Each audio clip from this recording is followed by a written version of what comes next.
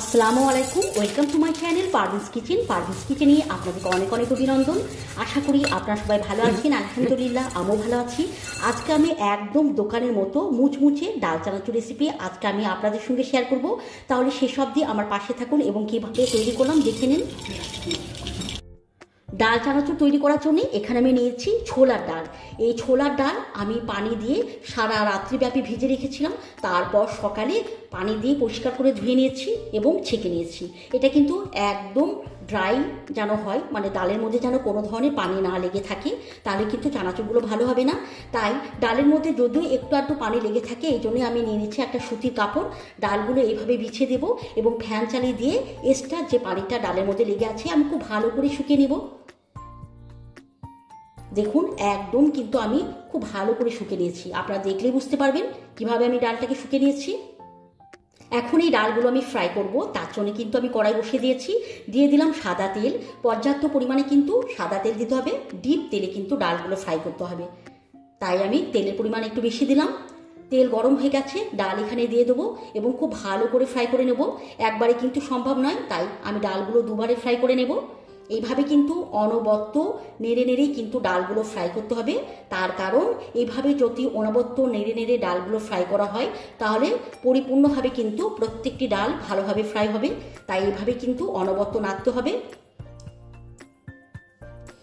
যদি খুব অল্প সময়ে এবং খুব অল্প উপকরণ দিয়ে এইভাবে দোকানের মতো মুচমুচে ডাল চানাচুর বাড়িতেই যদি আপনারা তৈরি করে নিতে পারেন, তাহলে তো বন্ধুরা দোকান থেকে কেনার কোনো প্রয়োজন নাই।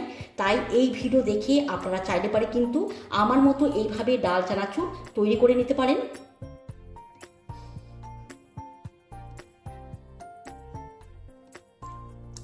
এই ডাল চানাচুর তৈরি করতে গেলে পারে কিন্তু সময় কিন্তু খুব একটা বেশি লাগে না, অল্প সময়ের মধ্যেই কিন্তু এই ডাল চানাচুর তৈরি হয়ে যায়। তাই আপনারা চাইলে পারে কিন্তু এইভাবে তৈরি করে নিতে পারেন।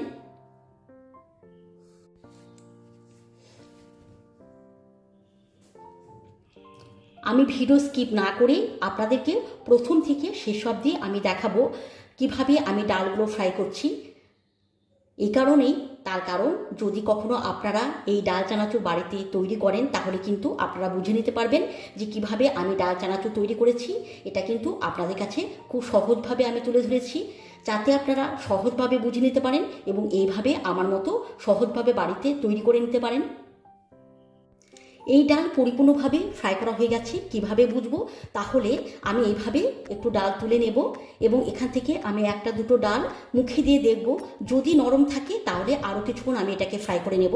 তো আমি মুখে দিয়ে দেখলাম একটু নরম রয়েছে, তাই এইভাবে কিন্তু নাড়িয়ে নাড়িয়ে আমি আরও কিছুক্ষণ ফ্রাই করে নেব। আপনারাও যখন তৈরি করবেন তাহলে কিন্তু এইভাবেই কিন্তু তৈরি করে নেবেন। ডালগুলো পারফেক্টভাবে ফ্রাই করা হয়ে গেছে, এখন আমি তুলে নেব।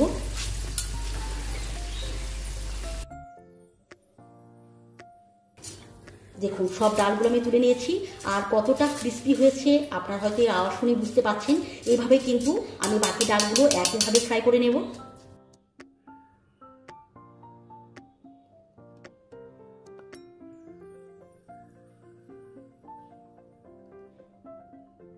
বাকি ডাল আমি একইভাবে ফ্রাই করে নিলাম এবং একইভাবে আমি তুলে নেব।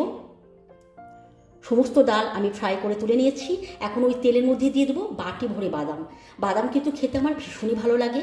বাদামে রয়েছে প্রোটিনে ভরপুর, এনার্জি যোগায় এবং ওয়েট মেনটেন করতে সাহায্য করে। তাই আপনারা মুঠো মুঠো বাদাম খান, বাদামে কিন্তু প্রচুর উপকার রয়েছে। একইভাবে কিন্তু আমি নাড়িয়ে নাড়িয়ে বাদামগুলো ফ্রাই করে নেব। একইভাবে আমি মুখে দিয়ে দেখে নেব বাদাম ঠিকঠাক ফ্রাই হলো কিনা। তো দেখুন বাদাম কিন্তু খুব ভালো করে ফ্রাই করা হয়ে গেছে, আমি তুলে নেব।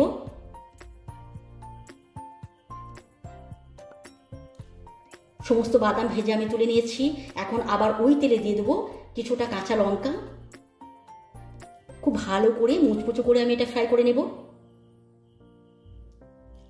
আর এইভাবে ফ্রাই করার পর আমি এখানে দিয়ে দেবো কিছুটা কারি পাতা। কারি পাতা কিন্তু আপনারা অবশ্যই দেবেন, এটা দিলে পরে কিন্তু চানাচুরের স্বাদ অনেক গুণ বাড়িয়ে দেয়। কারি পাতা দিয়ে দিলাম। এইভাবে আমি লঙ্কা আর কারি পাতা খুব ভালো করে ফ্রাই করে নেব।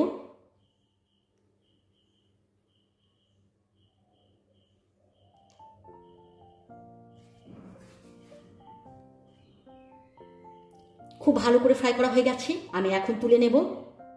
তাহলে সব কিছু কিন্তু আমি পারফেক্টভাবে ফ্রাই করে নিয়েছি। এখন আমি একটা পাত্র নিলাম, দিয়ে দিলাম ডাল চানাচুর।